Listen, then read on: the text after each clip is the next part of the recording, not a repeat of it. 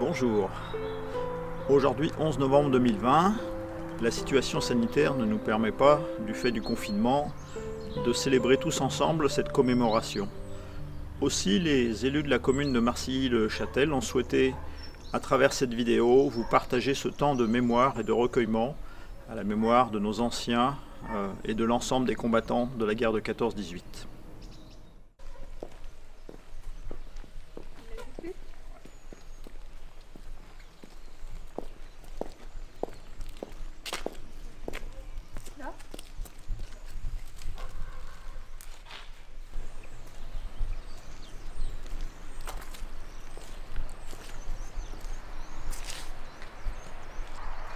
Je vais vous lire le message de Geneviève Darrieussecq, ministre déléguée auprès de la ministre des Armées, chargée de la mémoire et des anciens combattants.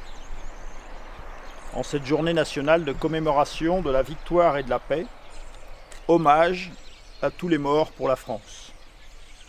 C'était il y a un siècle.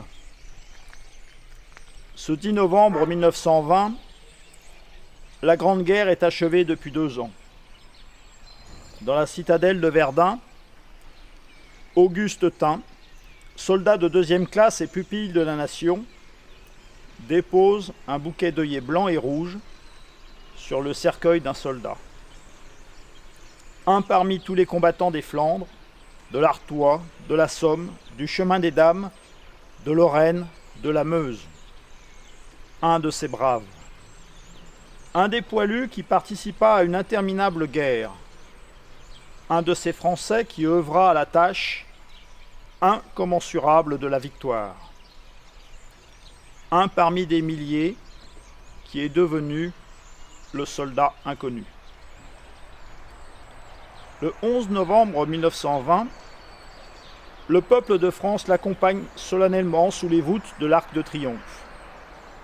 La patrie, reconnaissante et unanime, s'incline respectueusement devant son cercueil, en saluant la mémoire de tous les soldats morts sous le drapeau tricolore. Quelques mois plus tard, il était inhumé. Depuis 1923, la flamme du souvenir veille nuit et jour sur la tombe. Chaque soir, elle est ravivée pour que jamais ne s'éteigne la mémoire. La sépulture du soldat inconnu est devenue le lieu de recueillement national et le tombeau symbolique de tous ceux qui donnent leur vie pour la France. Cet anonyme représente chacun de nos morts et tous nos morts en même temps. Cette mémoire vit également dans chacune de nos communes, dans chaque ville et village de France, dans chacun de nos monuments aux morts, dans chacun des cimetières, dans nos mémoires familiales.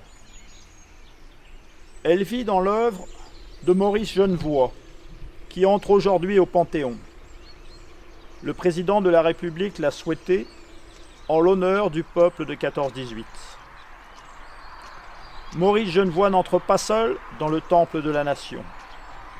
Il y entre en soldat des éparges, en écrivain et en porte-étendard de ceux de 14. Il y entre avec ses millions de frères d'armes, ceux dont il a immortalisé le souvenir, l'héroïsme et les souffrances. Il y entre avec toute la société, de la première ligne à l'arrière, mobilisée face à l'adversité et qui a tenu avec une admirable endurance. 8 millions de soldats combattirent sous les couleurs de notre drapeau. Aucun d'entre eux ne revint totalement indemne. Des centaines de milliers furent blessés dans leur chair comme dans leurs âmes. 1 400 000 tombèrent au champ d'honneur. Nous ne les oublions pas. Inlassablement, nous les honorons. Chaque 11 novembre, la nation rend également hommage solennel à tous les morts pour la France, ceux d'hier et ceux d'aujourd'hui. Chaque année, nous rappelons leurs noms. Chaque 11 novembre est un moment d'unité nationale et de cohésion autour de ceux qui donnent leur vie pour la France, de ceux qui la servent avec dévouement et courage.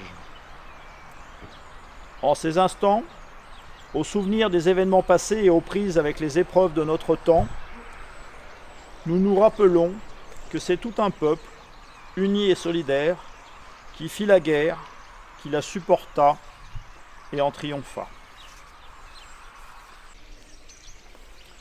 Avant de prendre une minute de silence, je vais vous donner lecture des morts pour la France en 2020.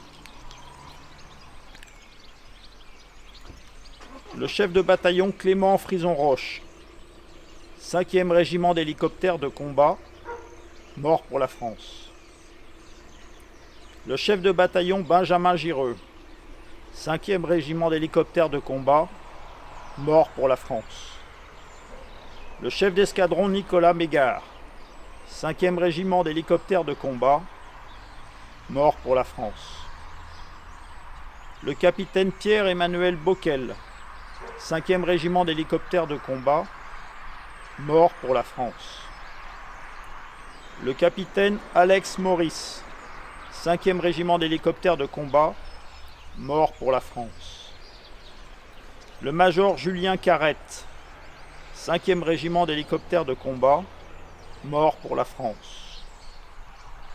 Le maréchal des logis, Romain Salle de Saint-Paul, 5e régiment d'hélicoptères de combat, mort pour la France. Le chef d'escadron, Romain Chaumel de Jarnieux, 4e régiment de chasseurs, mort pour la France.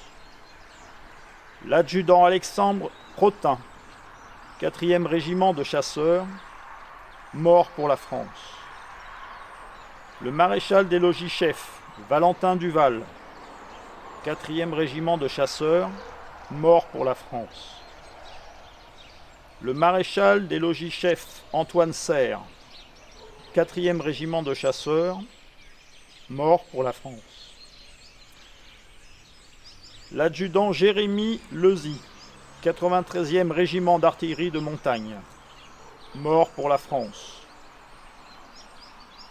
L'adjudant Andréi Jouc, 2e régiment étranger de génie, mort pour la France.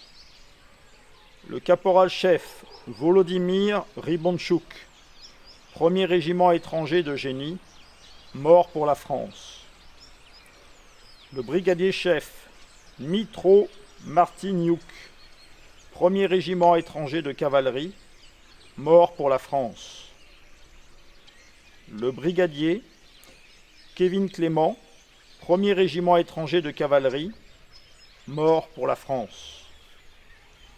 Le brigadier Tojo Assina Raza Fin Salama, 1er régiment de hussards parachutistes, mort pour la France.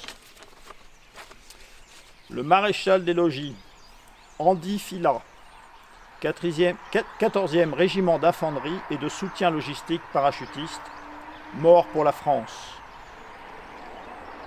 Le maréchal des logis Esté, 1er régiment de hussards parachutistes, mort pour la France.